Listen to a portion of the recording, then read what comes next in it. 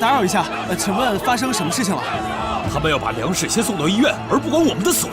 我们要把食物要回来。那你们现在要去哪儿？这跟你没关系。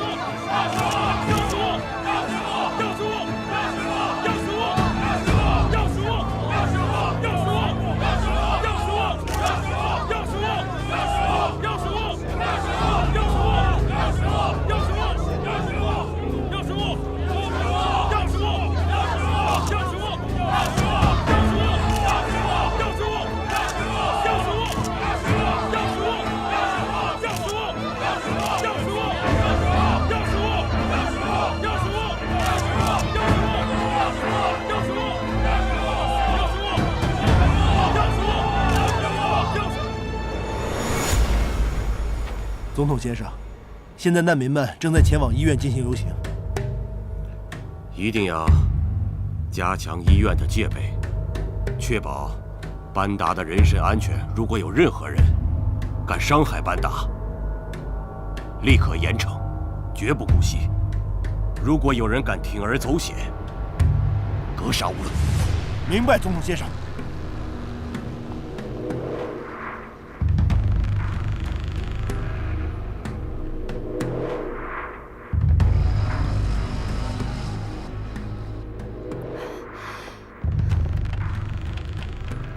喂，院长。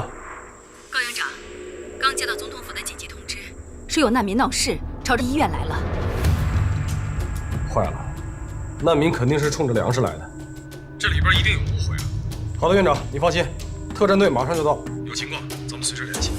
好的。所有医护人员注意了，请大家站好自己的岗位，将病房的门紧锁，不许出入医院大门，务必保护好病人。张院长，张院长，难民们已经把医院包围了。警卫班就位了吗？已经就位了，但是我担心一旦出事，那几个人根本守不住班达。我刚跟高院长通过电话，特战队马上就到。这样，为了保险起见，你先把班达转移到急救室去。好。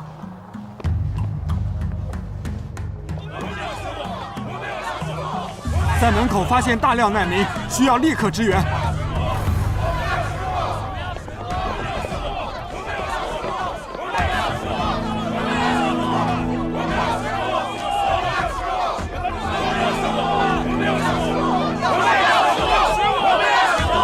要食物，把食物要回来。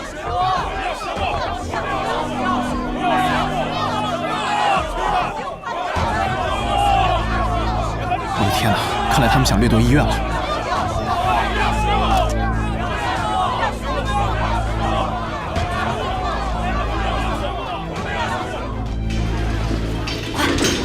快，我们要抓紧时间。好，快，快点，快！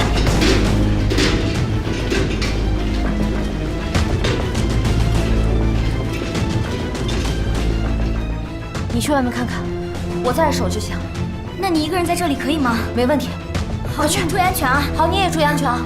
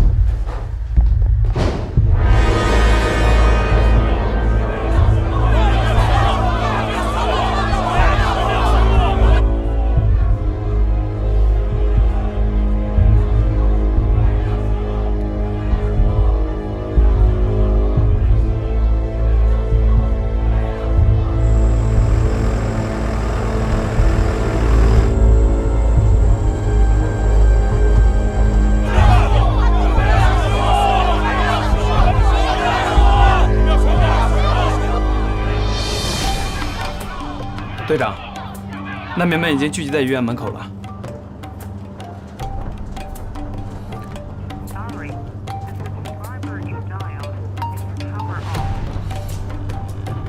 志勇，再开快点。好嘞，队长。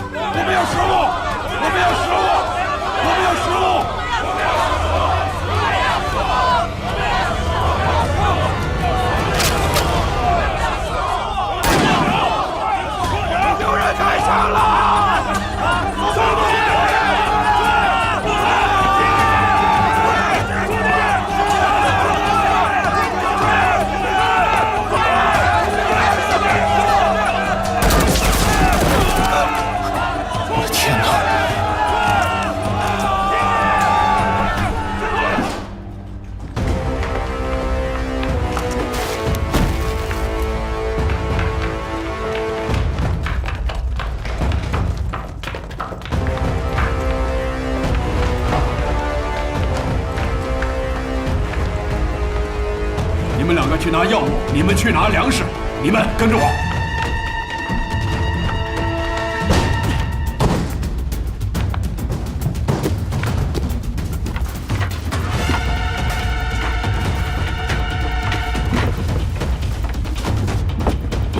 你们这是干什么？你们这是干什么？你们不能抢！你们不能抢！这是救命的药，不能抢！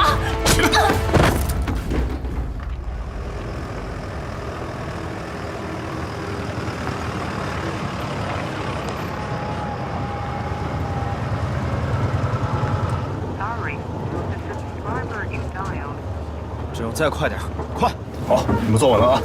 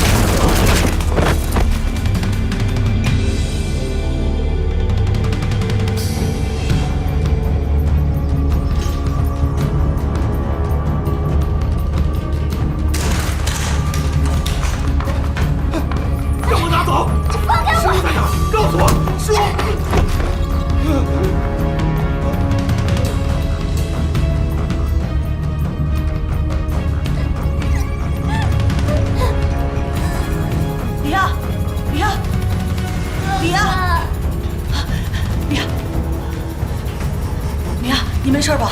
别怕，别怕啊！哥哥来救你了，哥哥带你出去啊！走。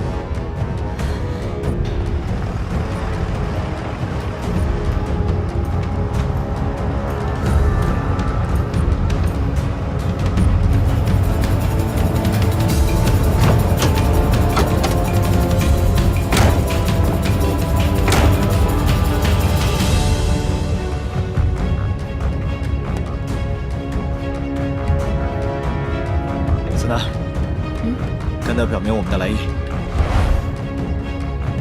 我们是中国维和部兵营，我们需要进入医院。现在这边有难民暴动，无论什么理由，什么人都不可以进去。医院有中国的特派医生，我们有责任保护他们的安全。医院内部现在非常混乱，为避免事态扩大，你们必须在外面等。是他，叶枫。哎，叶枫！你们看，里面应该混杂着恐怖分子。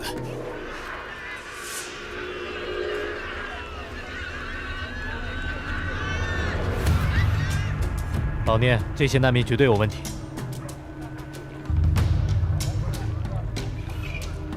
我们不仅要保护中国医生的安全，还要保护塞利亚人民的安全，所以必须进去。我再重复一遍，没有人可以进去。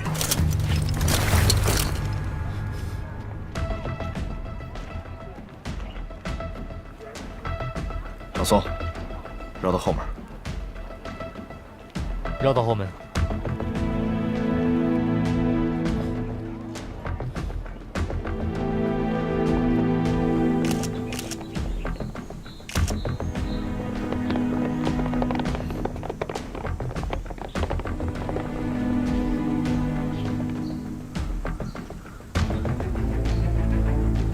我们是中国维和部队，我们需要进入医院。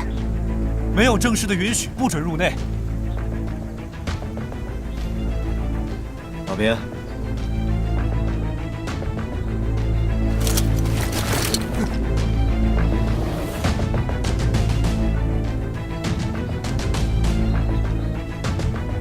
老毕志勇，跟我来。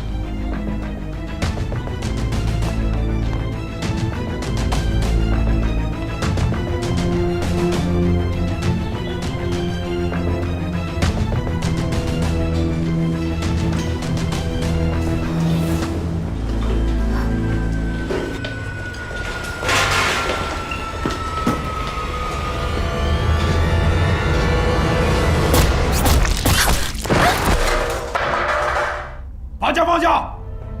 把枪放下！你别过来啊！过来我就杀了他！把枪放下！别放，危险！别放！快点！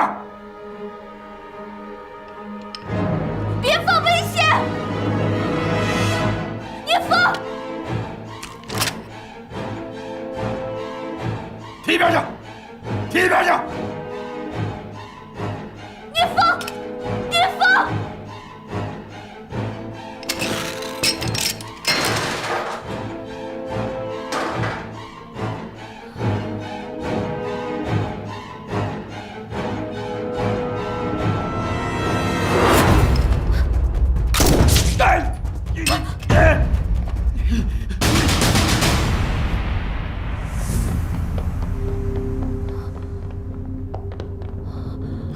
童医生，你没事吧？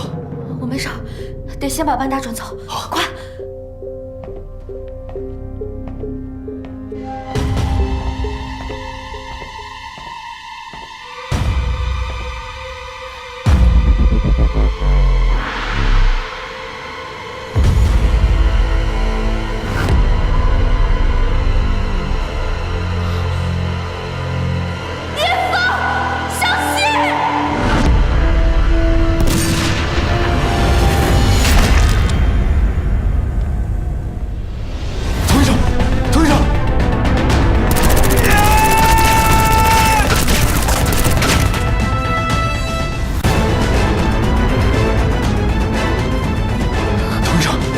没事吧？没事，死不了。童医生，童医生，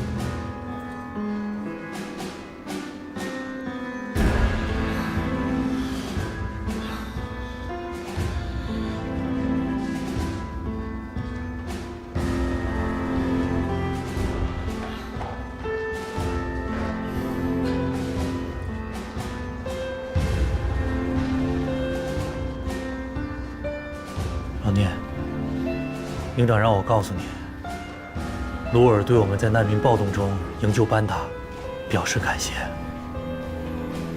童医生怎么样了？现在表示有什么用？班达救出来了，童享镇躺里边了。是，怪我，都怪我，考虑不周，判断失误，我轻敌了。老聂，你别这样，不能都怪你，事情发生的太突然了。我总这么没用，我眼看着童享镇扑过来，子弹打在他身上。这是童享镇的血。我问你，你说这子弹为什么不打在我身上？老聂，现在不是自责的时候，你相信我，童医生一定会没事的。相信我啊！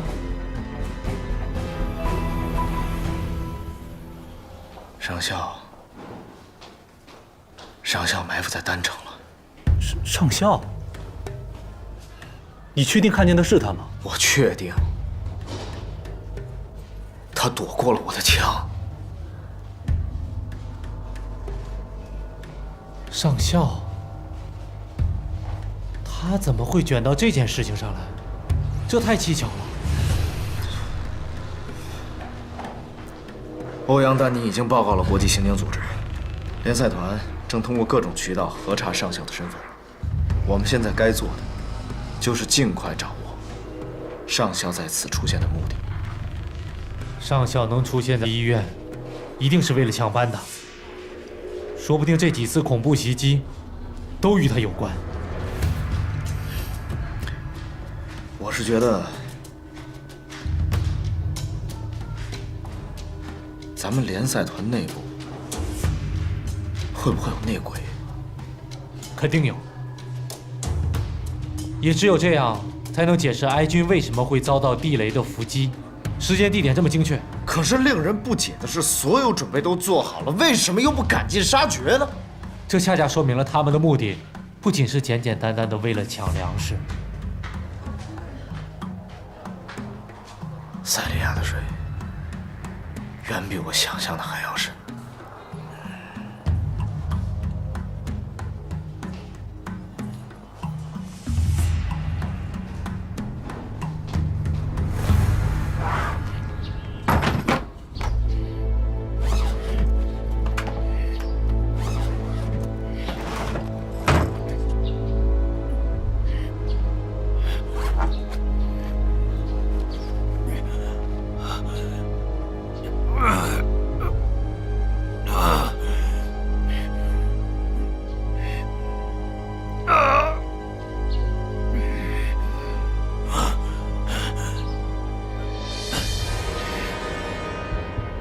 见鬼！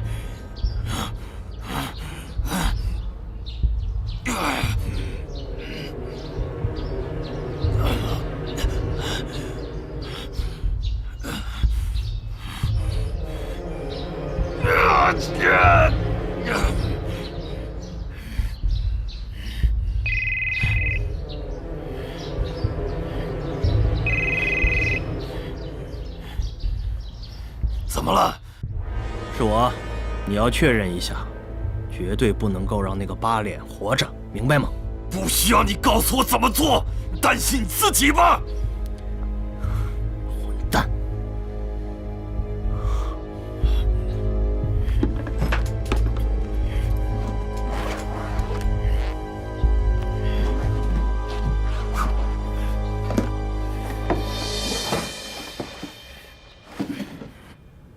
杀了我！杀了我吧！杀了我！快杀了我！如果你想死，随你便。可你要明白，因为你的错会伤害很多人，你全家人的性命都在我的手上，他们的生死由我来决定。现在赶快告诉我，是谁指使你的？是谁指使你的？我错。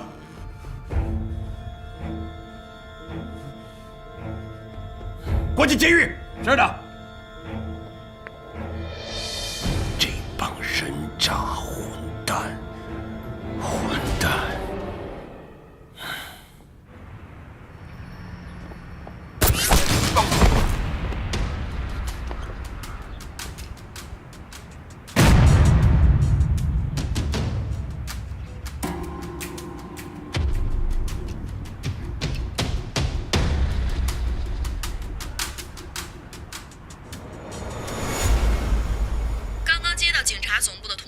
全城搜捕乌托。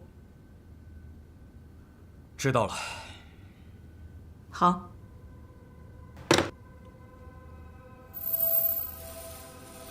你听到他说什么了？现在知道怎么做了。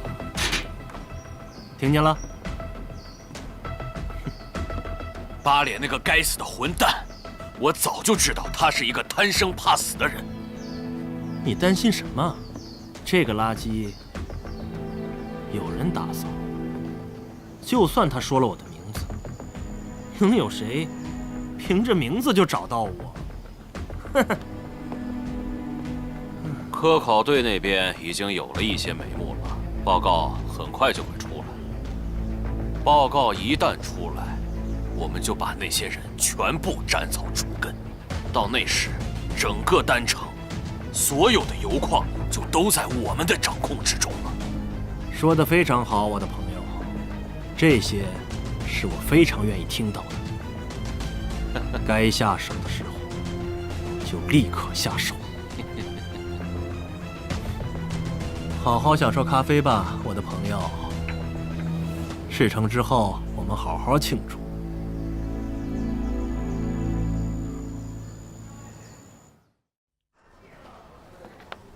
除了我父母，就没人用命救过我。佟向真的命以后归我了，如果他有危险，我会还他这条命。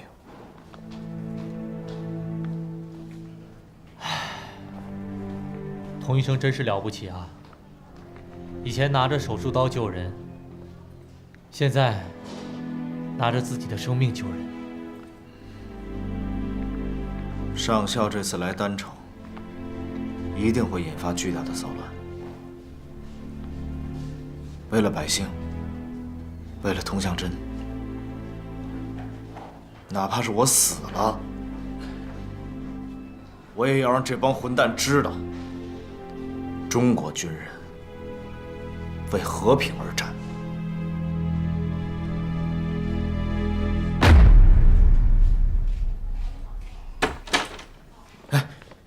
佟医生怎么样了？佟医生身体里的子弹已经取出来了，你们不必担心，他休养一段，应该不会有什么大碍。放心吧，等他醒来，我会通知你们。大家请回吧。谢谢院长。谢谢您。您有事您就先忙。谢谢，谢谢您了。谢谢您，谢谢。接下来的护理工作你们一定要做。有什么你也累一天了，及时通知我等他醒了之后我再走。要不你先休息吧。我们之前还说这些干嘛？我在这陪你。再说了，佟医生没醒过来，我回去了，心里也不踏实。老聂，以后无论我们两个人，谁再遇到那个混蛋，都不能再放过他。一定的。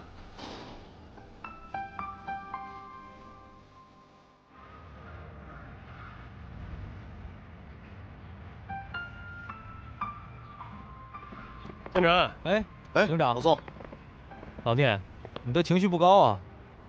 来到塞利亚这个地方，我才知道，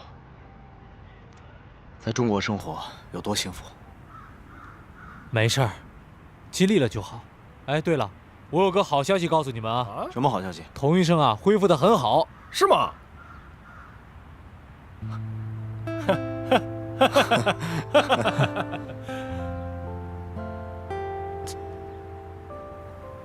带我去看看吧。好。啊？我去看看他。看看就看看呗。那这样，你们去看，替我问候一下佟医生啊。我送杨带你的车。啊，好。开车去。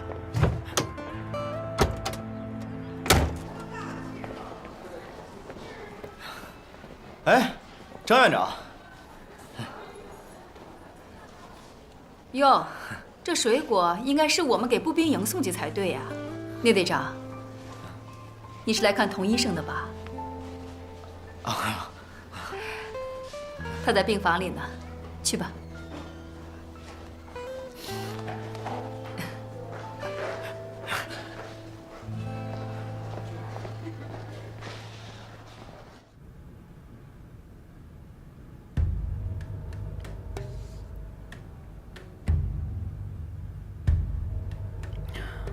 看来这些天，你跟着联合国科考队，收获很大。我们的春天要来了，来吧，干杯，喝吧，请。我有一句话想要告诉你：机会呢，是留给有准备的人的。你懂我的意思吗？我已经把计划都安排好了，文件这1-2天就能到手。干得好，我的朋友，再干一杯。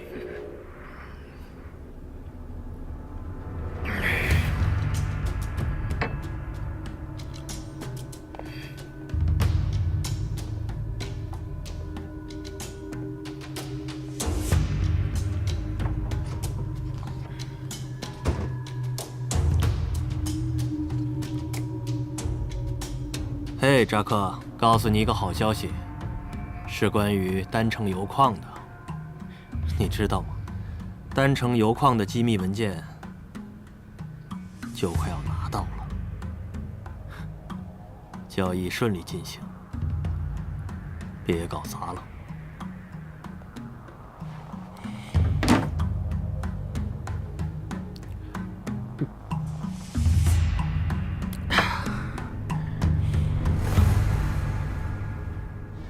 我不想打针，我不打。超级英雄啊，每天都会打针，因为他每天都会受伤啊。最多的一次呢，他1天之内打了10针。来，你给他打，我跟他说。这样啊，你呢念5遍超级英雄，针就打完了，好不好？来，念。超级英雄，超级英雄，超级英雄，超级……别怕，马上就好了啊。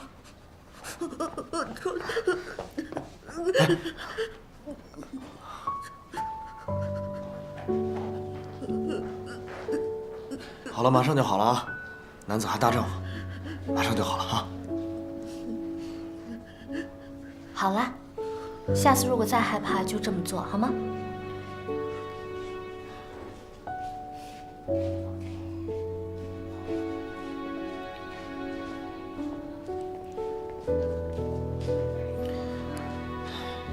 伤还没好你就开始工作了，太不爱惜你自己身体了。医院里那么多伤员，我怎么能休息得了啊？那你也应该把自己身体养好了。你要是倒下了，病人怎么办？这道理你应该比我还懂。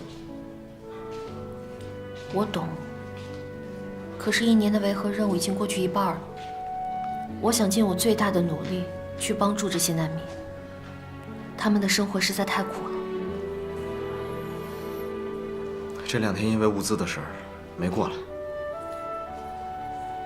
你还好吧？医院发生骚乱之后，米娅就消失了，不知道是不是被沙克带走了。现在外面局势这么乱，我们必须尽快找到他们才行。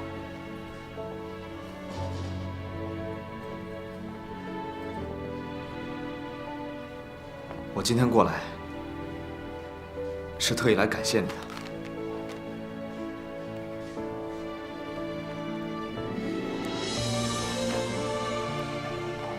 我欠你1条命，你拿命救了我，我的命现在归你了。哪有那么夸张啊？当时那样的情况，换作是你也会那么做的。小鹏当初不也是吗？其实有的时候想一想，我挺幸运的，能有你这样的朋友是我的福气。你今天带糖了吗？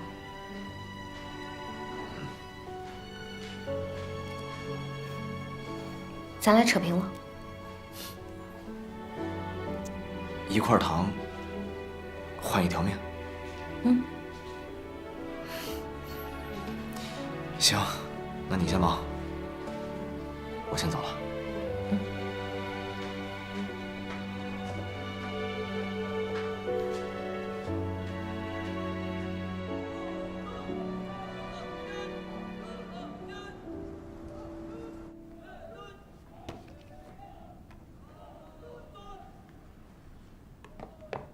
营长，来，聂风，什么指示？来，联合国的一支油矿勘察的专家科考队，在北部山区失联。由于他们手里面有一份单程油矿储量的秘密文件，联合国担心他们是被恐怖分子盯上了，所以委派我中国维和步兵营前去搜寻。你现在带领特战队立刻出发。是。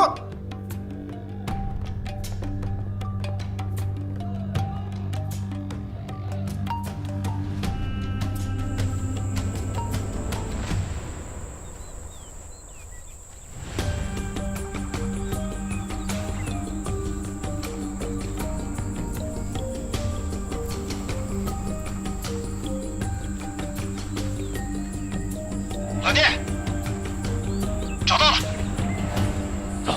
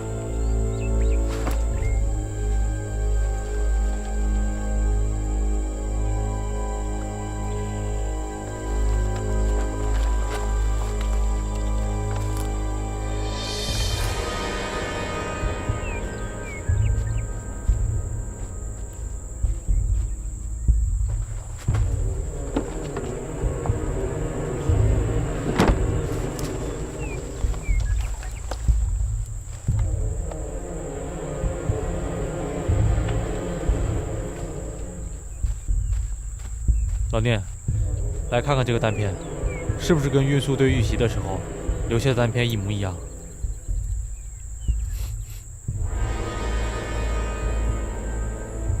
很明显，不是当地人自制的火药。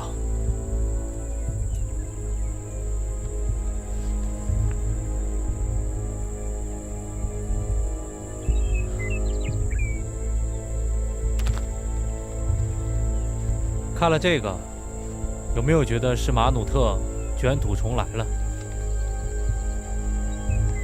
马努特，如果这个事儿是他干的话，他的目的是什么？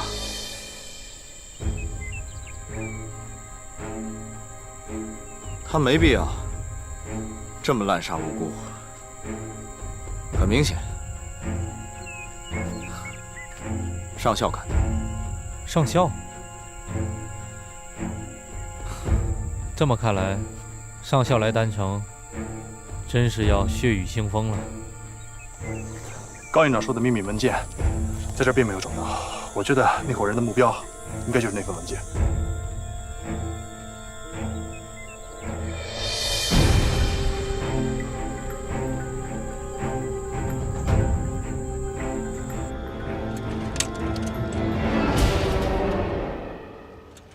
2个小时前，步兵营战士们在丹城北部山区发现了5名联合国科考队员以及13名安保组成员的尸体，所有的尸体都在额头眉心处中弹。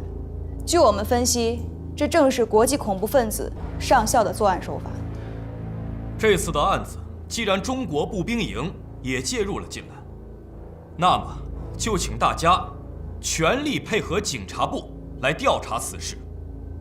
也经过情报部门的分析，我认为上校现在已经出现在丹城，而且也卷入了医院和科考队这2起案件，也同时预示着丹城恐怖行动将会继续升级。联赛团、难民营以及政府，现在呢，已经被划为最高等级的戒备区，所以我们必须加强这些区域的戒备，保障物资和人员的安全。 Mr. Broad， 您的意思是要在这个时候增加丹城内部的维和安保力量吗？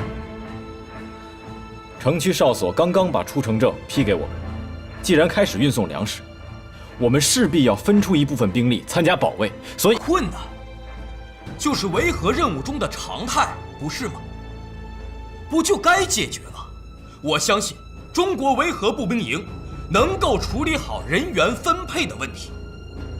我相信你们可以给我一个好的、满意的结果。Mr. Broad， 恕我直言，我认为这个时候应该把维和任务的一部分转移给其他任务国，只有这样，才能更大程度地保护丹城在非常时期的安全。我们联赛团是很信任你们中国军队的，我希望你们不会让我们失望，而且我们联赛团也很看好你们。好了，这次会议已经开得够长的了，高营长，相信你是不会辜负联合国对中国维和部队的期望，对吧？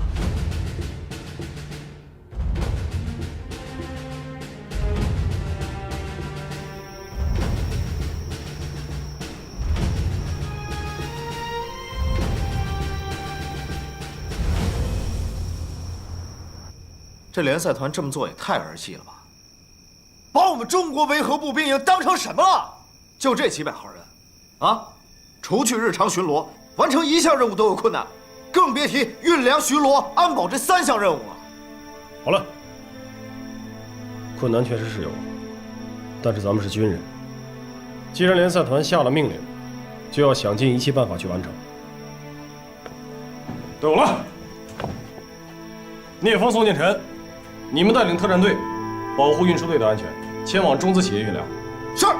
1连、2连，你们要切实担负起营区的日常巡逻和丹城的安保工作，要在重点区域增加巡逻频次。如果一旦发现可疑情况，及时汇报。是。同志们，考验我们的时候到了，这3项任务都是生死攸关的大事，哪一个也不能放松。是。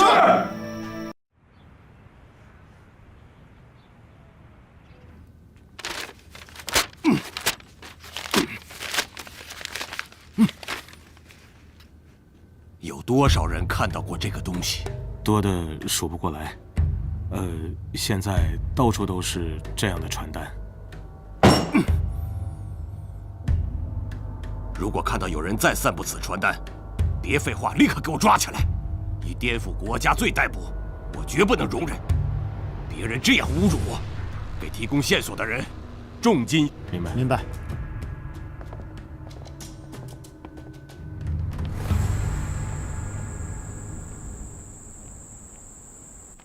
刚才啊，上次遇袭的运输队长来找过我，说他们在运粮路线当中发现了一个很大的问题。是这样，根据联赛团派来的当地向导交代，从营地到运粮点一共有3条路线。最左侧那条路线呢是主干道，车流量最大；中间这条路线相对来说较窄，但是曾经有人遭受过伏击。最右侧这条是最窄的，车流量最小，也相对僻静安全。营长，所以你的意思是说，他们选择的是最右边的路径，然后受到了伏击，是吗？对，但是这不是最大的问题。你们来看，运输队为了避免遭受伏击，先选择了中间这条路，而后又拐到了最右侧的这条路线上。但是恰恰是在他们刚拐过来不久，也就是在这个位置，伏击者就从东侧向他们发起了进攻。可是按车队遇袭的时间来看，还是有问题。即使他们埋伏在这2条路之间，也不可能及时赶到袭击现场。这就说明伏击者在埋伏之前就已经知道了他们的路径。没错。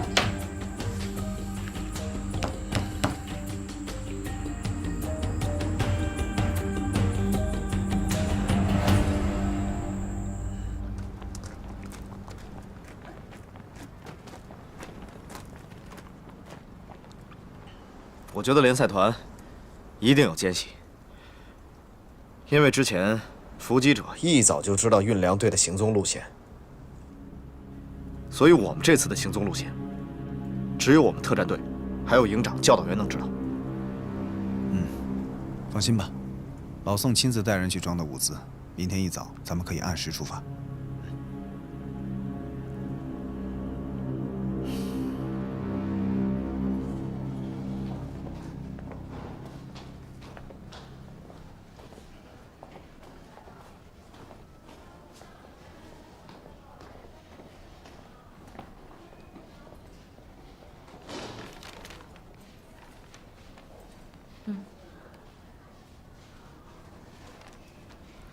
童医生，你也得上来了。好了，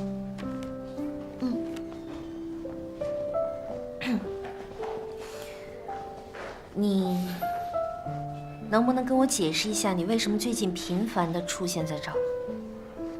我来送伤员呢，在楼道里走错路了。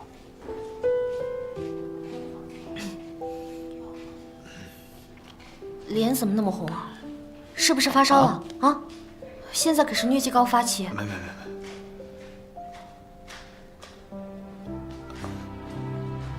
我激动的。都什么时候了还没正经？什么时候出发？明天早上6点。抗疟疾的药都带了吗？子楠肯定准备好了。哦，那就好。路上小心。童医生，你过来一下。好，马上到。你们连的伤员都在那边那个病房，下次来别再走错了。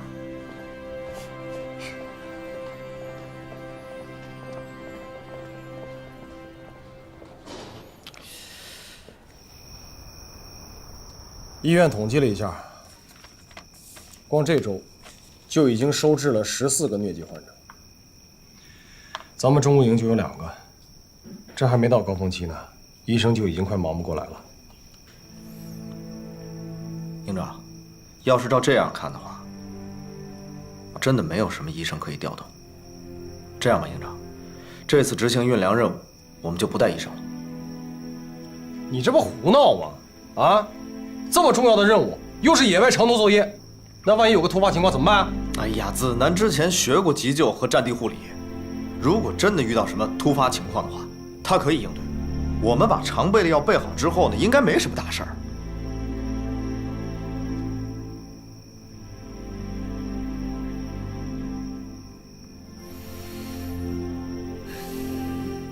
行吧，那先这样吧。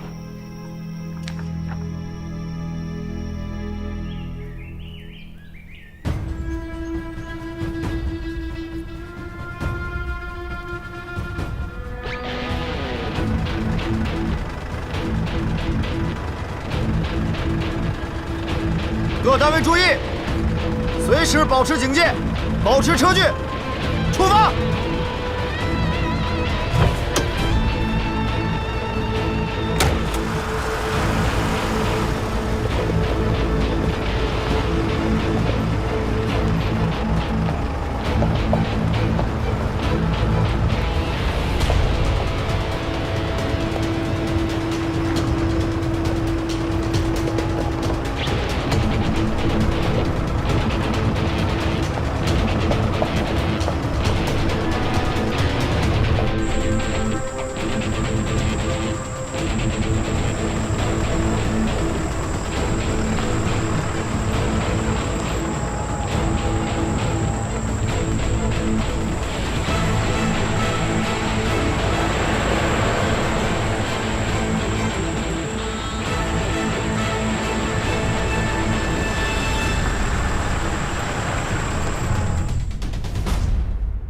在上次联席会议之后，联赛团和警察部门已经深入调查了运输车队的遇袭案件，最终确定案件的背后主使就是恐怖分子头目乌托。之前伏击埃塞俄比亚运输分队的也是他们。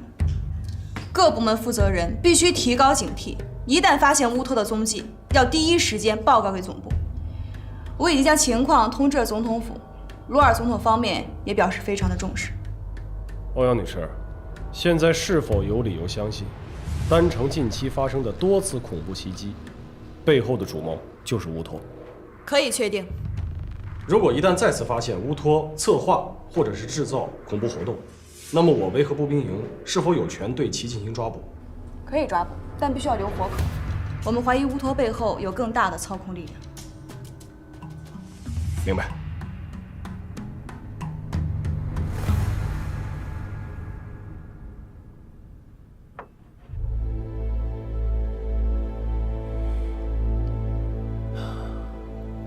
上校这次袭击效果不太理想，我们轻敌了，见鬼！但是还有一件事情我不明白，也许你可以告诉我，为什么这次打倒罗尔政府会这么样的困难？你能给我解释一下吗？这3件事情在性质上完全不同。对鲁尔来说，劫粮和袭击医院这2件事情都没有触及到鲁尔的根基。可是这次科考队事件已经对鲁尔在国际上的威望产生了影响，再有联赛团的压力，所以才会有现在的局面。这才是他真正在意的。有道理，所以你跟我才能成为合作伙伴。为我们的合作干杯！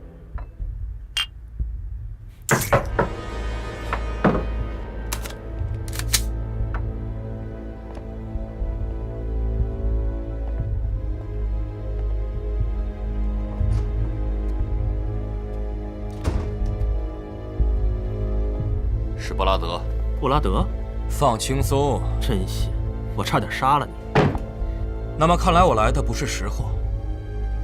但是有些事情，我想你们应该喜欢。你能亲自来，我们应该喜欢。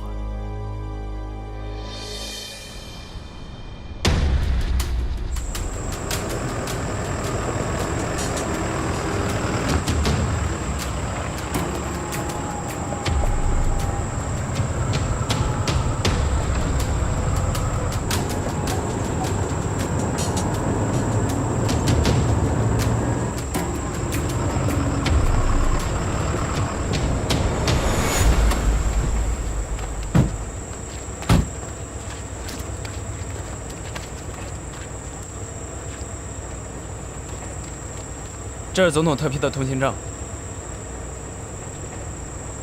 但是我还是要搜查你们的车。没有问题，这都是给你们政府军运物资的车。如果你们不怕担责任，就去搜。我需要汇报一下。如果耽误时间，这个责任你来负。开门，打开。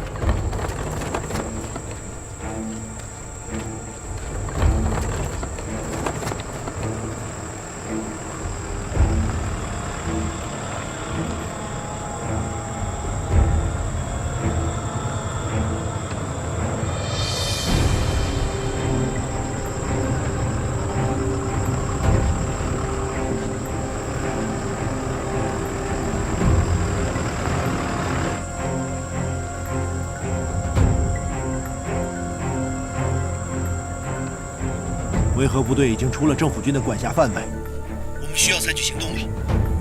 好的，收到。我们开始。收到。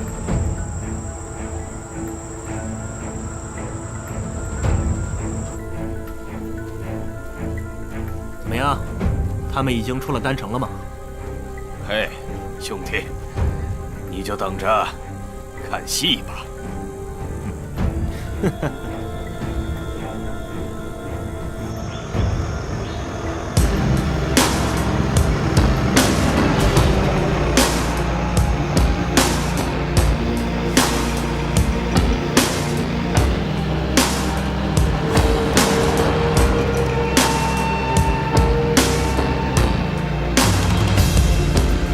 这辆车我好像在哪儿见过，后来在主路就消失了，没想到又在这儿出现。不会是无头放到盯梢的？老宋，前方200米，停车休息。再回小时再休息吧。 6两、1两、355拐、88勾2，本机。行，我来通知车队。不要，我刚才说的是秘密，一会儿老宋能跟你说明情况。我们可能被监听了。还有，等一会儿休息过后，立刻出发，不要动。是。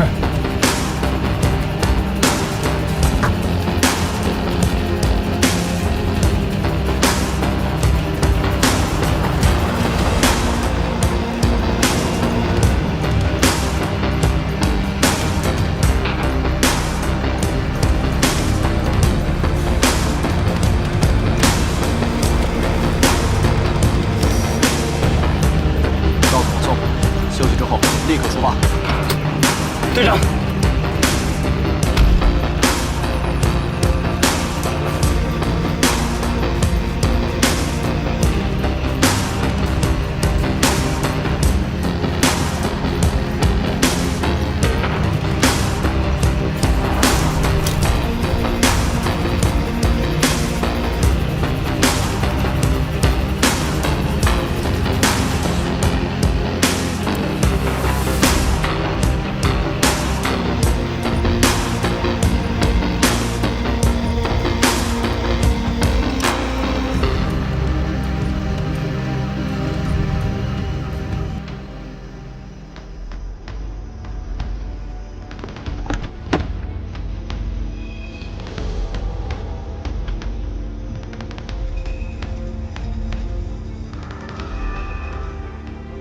老宋，你们开上路吧，我准备钓一条大鱼。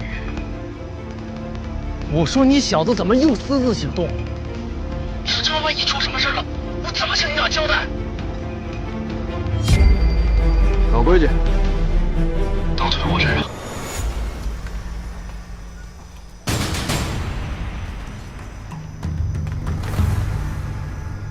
哎，牧羊，队长呢？小点声，队长刚刚跑出去了，千万别让副队知道，不然可就麻烦了。说什么呢？聂风呢？啊，队长刚刚方面去了，可能早上吃坏东西了。秦牧阳，你小子现在撒谎的水平见长了。你跟我说实话，聂风到底去哪儿了？队长发现一辆黑色轿车一直跟着我们，他想出去看看到底是不是冲我们来的。他有电台监听，不让我们当面告诉你，还有，队长还说，休息完我们先走，不必等他。秦牧阳，老编，今天这事儿不怨牧羊，是我没拦住老聂。老宋，你要是想拦着那个疯子，你能拦不住？就一眼没盯住，就一眼没盯住，就一眼没盯住！哎，你们不知道问题的严重性吗？聂风但凡出点什么事儿，谁来负这个责任？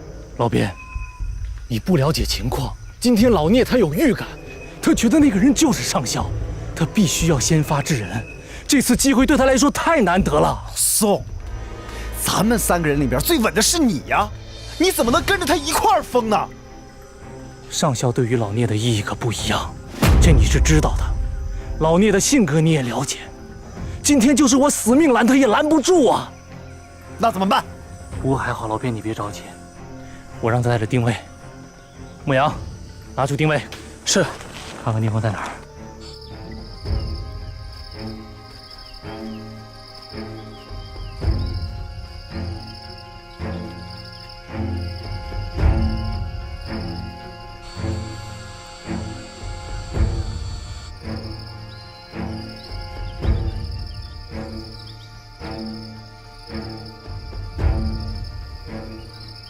他来的够及时的。是啊。聂风，我真为你感到骄傲。你还好吗？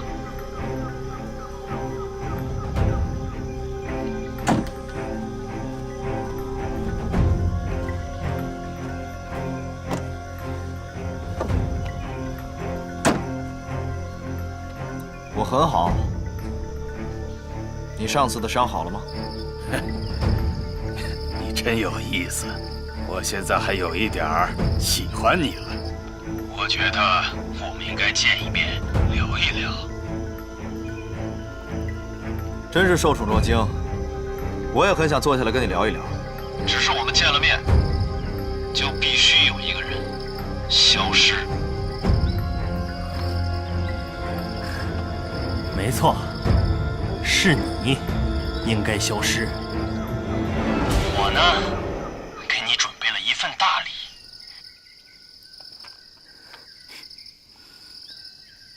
再见，中国小子。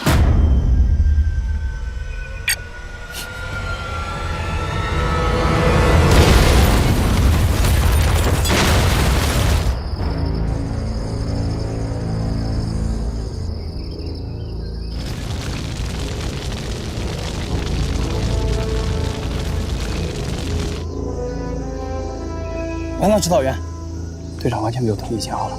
什么？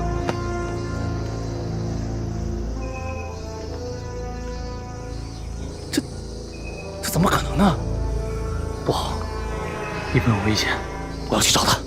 老宋，一起。牧羊，拿出无人机，无人机先行。子楠，通知志勇和老毕，大家一起行动。是。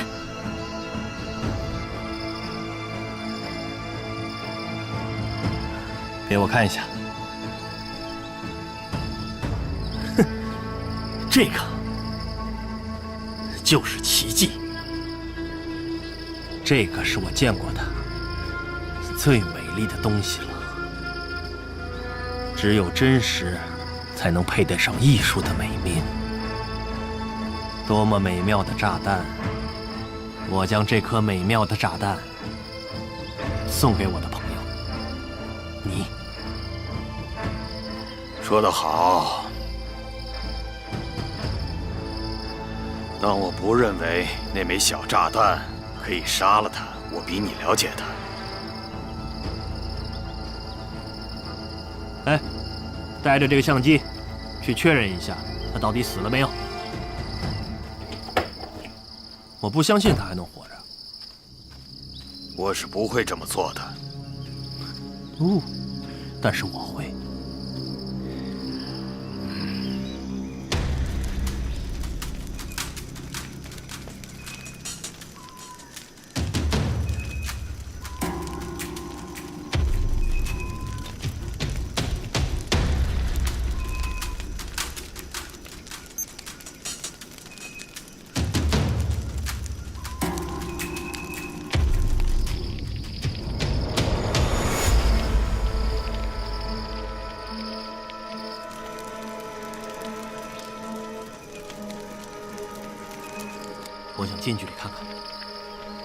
往前走一点儿。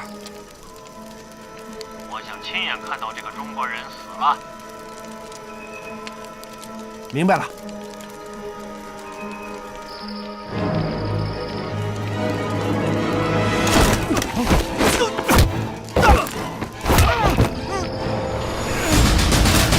别动！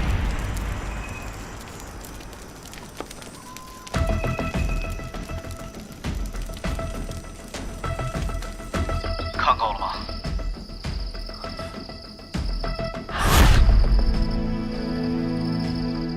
聂风，哼，恭喜你没被那枚小炸弹炸死，连续3届国际特种兵对抗赛冠军，我该给你颁个奖。少废话！知道我不会死，你还派人来送死？我不在乎他的生死，他只是条狗。我看你是没那个胆量见面跟我聊一聊了。不，我不会在这儿跟你较量的，我要跟你面对面较量。你放心，这笔账早晚我会跟你算清楚。当然，记住你自己说的话，你跟我很快就会见面的。见面的时候，我要清算你手上的每一滴鲜血。别太自负，小心到时候你会玩火自焚。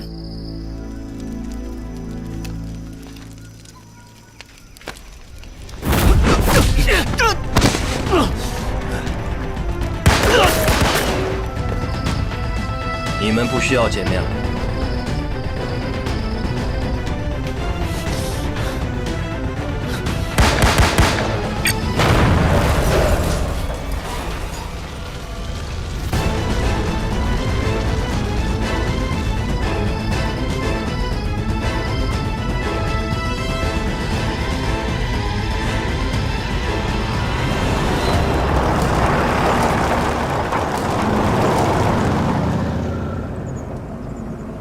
后边，向东开。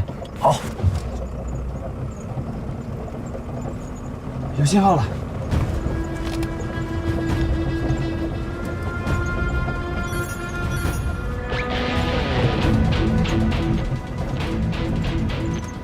左边，停车。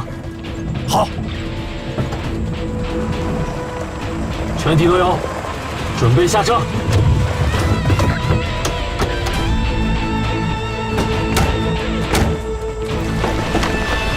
看方位，在哪边？那边。出马。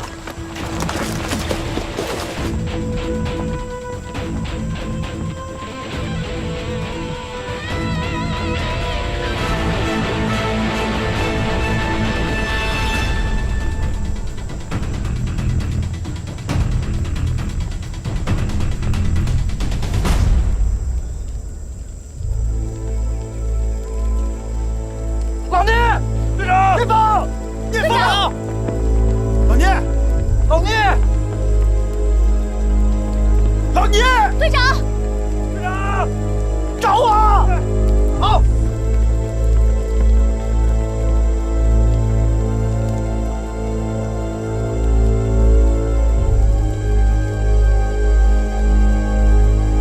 老聂，队长，老聂，队长，队长。队长，队长，队长，队长，队长，队长，聂风，聂风，队长，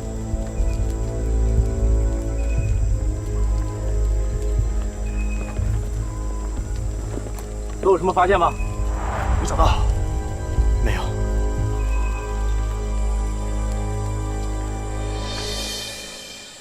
有情况。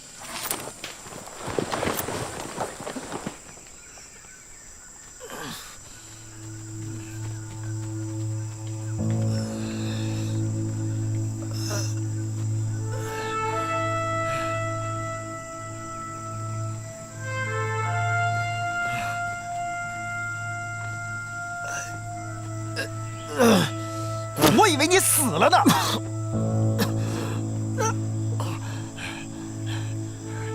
没事。宁，行啊，老聂，下次去哪儿能不能跟兄弟们说一声？大难不死，必有后福。老聂，你这是见到上校了？算是吧。我觉得上校肯定不会善罢甘休，肯定会有后手。没错。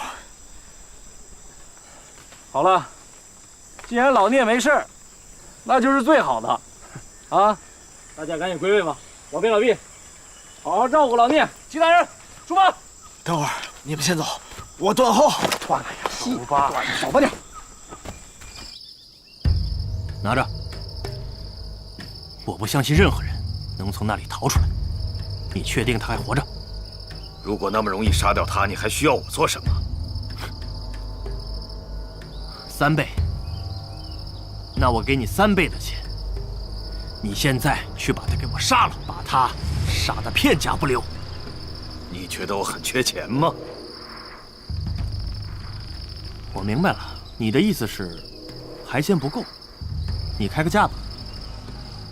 钱的事你自己看着办，只需要记住一点：欠我钱的人都在墓地里。事成之后，我一定会让你满意，你也不要食言，否则我也不是吃干饭的。你只需要安静地看我表演。他什么时候死，由我来决定。那不需要你在这里操心。那就按你说的做。你什么时候开始？我现在跟他玩得很开心。好的，等我玩够了，就是他死期。这才是我想要的。我们撤。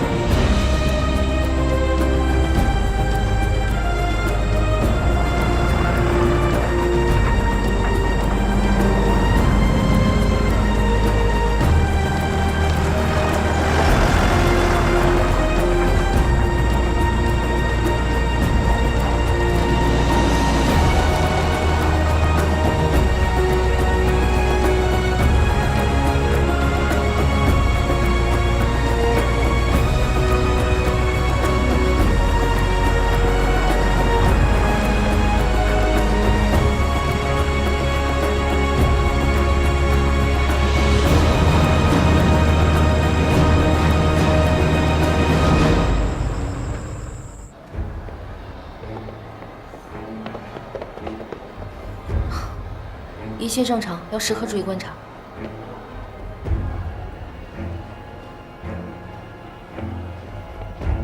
姐，你的伤该换药了，歇会儿吧。没事儿，忙完这个病人再说吧。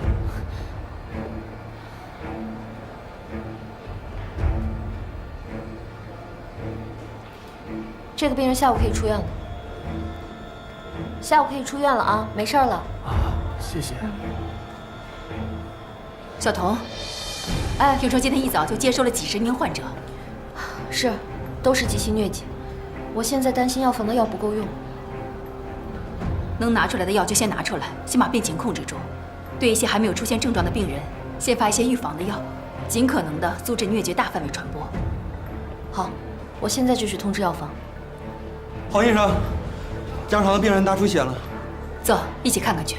好，田梦，通知麻醉师，加床的病人可能随时要手术。好，我知道了。让我走，我想保住我的孩子。你先冷静一下，听我说，你没怀孕，离我远点儿！你肚子里的不是孩子。回家，我要回家。病人体温多少？病历我看过了，必须马上手术。可是病人现在持续高烧，还大出血，我担心手术的话会有生命危险。没有办法，只能冒险。现在手术是唯一的办法，我亲自主刀。准备手术吧。你如果不配合手术的话，会有生命危险。我不做手术，我要回家。放开我！你不能走！让开！不能走！回来！放开我！救命啊！别走！救命！救命！放开我！你们让开！松手！你不能走！干嘛要开？住手！你是谁呀？干什么？中国维和部队。这儿是我的地盘，不关你的事儿，滚开！再给我说一遍。只有注意纪律。这刘老聂一个人就行了，老边、牧羊、子南跟我去觐见。老聂，交给你了，注意安全。这个中国人欠我的钱，不还给我，你们还用枪保护他？你们这是要置我于死地吗？不是的，不是的，我不认识他，也不欠他的钱，这些都是我救助的流浪儿童，跟他一点关系也没有。你撒谎，全是谎言！你要不要让我帮你找个警察，让他查清楚，你们到底是谁在说谎？不用警察，我能解决。告诉你，如果再让我看到你欺负女人和小孩，我就废了你。志勇，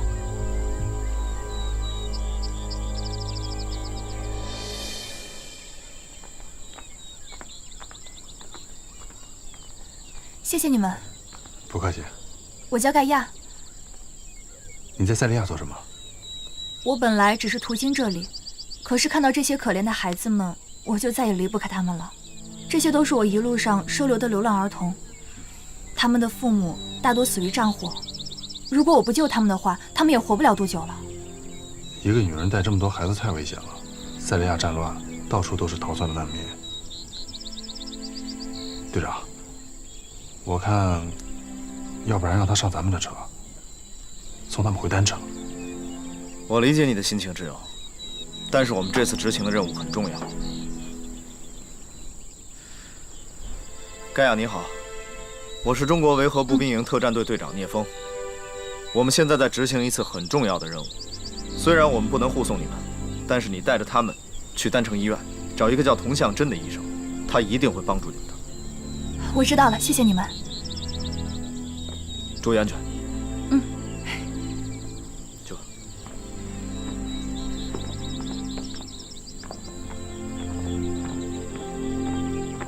大家出发！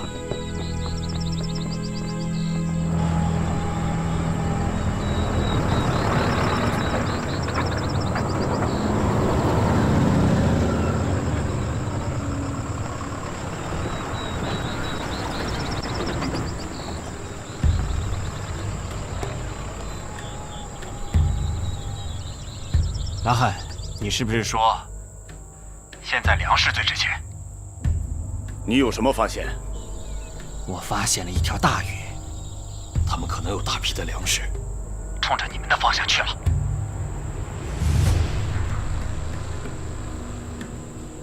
很好，我等着你。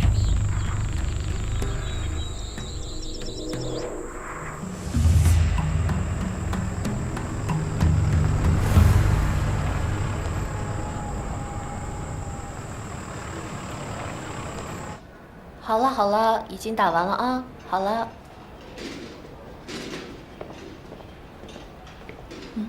小田，想什么呢？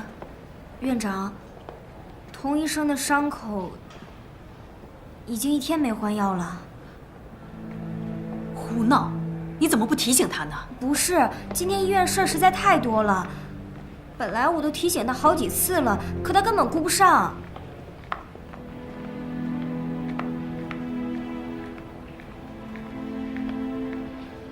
好了，小童，好了啊！哎，院长，你这样一整天不换药，我可不能保证你的伤能好啊。我心里有数，而且今天医院病人这么多，我实在抽不开身。我看你呀，是根本没记在心上。如果你恢复不好，我看你怎么重回手术台。您这么一说，我想起来了，那个手术进行的还顺利吗？手术很成功，他还没有醒过来。你跟我过来，我给你换药。疟疾就这么毫无征兆地爆发了。我知道，从今天起，塞利亚死亡日记又将加上无数个沉重的名字。还有，我的左臂居然中弹了，居然是为了救聂风而中弹了。我为什么要说居然？我冲上去替他挡了一枚子弹，这不是我的本能吗？或者说，这不正是我心里希望的吗？不知道从什么时候起，我只要看到聂风，总是会有一种保护欲，莫名的保护欲。梅阳，前方路况怎么样？路面塌陷，走不了了。这种路况，吉普车还能勉强通过，重型卡车，别想了。牧羊，侦查一下周边情况，看看有没有什么其他路线。如果要是没有的话，唯一的办法就只能修路了。即使现在路修好了，我们按照原计划进行，前面都是当地人修的土路。最近当值雨季，很多路段都已经被冲毁了。牧羊，你看看这条线路，你给我放大，看看它行不行？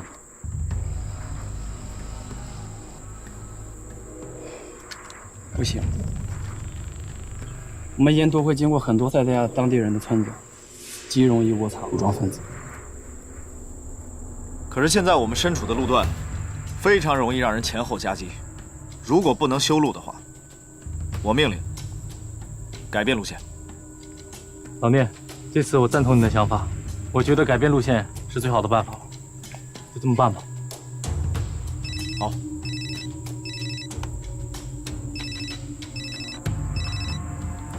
队长，营长电话。喂，营长。聂风，你们的情况我们大概了解了。白方那边已经主动提出了工兵援助，会赶在你们前面抢修道路，力保你们在接下来的行驶过程当中顺利行进。营长，但是现在有这样一个问题，我怕是毁的比修的还要快。乌托现在已经出城了，恐怕会因为咱们端掉了他的窝点而伺机报复。营长，这个你就放心吧，老聂已经跟他们交过手了。啊？受伤没有啊？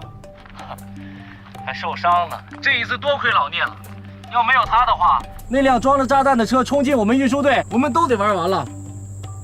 建成，你一定要记好，现在你们离丹城越来越远，情况也将越来越复杂，一定注意提高警惕，切忌麻痹大意，切记啊！放心吧，营长、教导员，沿途比较安全，有什么事情我会向你们汇报的。好。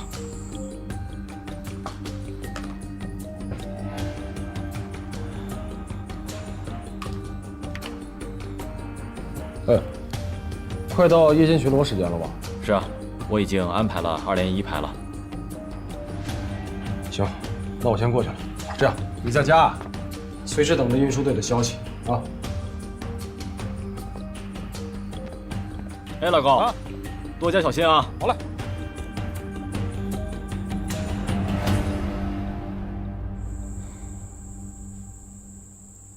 好，各单位注意，上车，出发！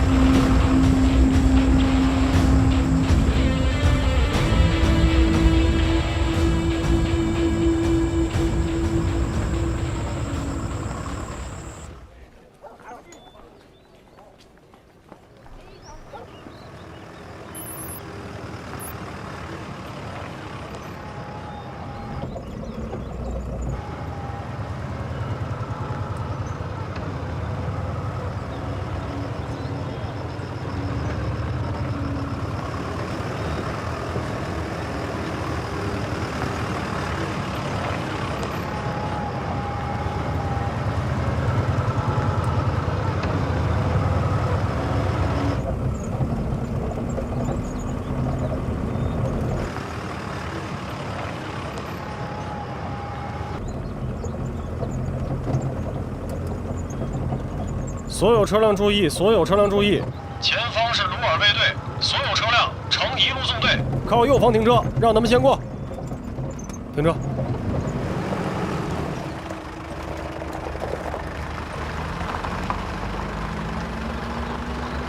看他们的怂样，跟老鼠见了猫似的，真是太可笑了。这帮人就是混蛋。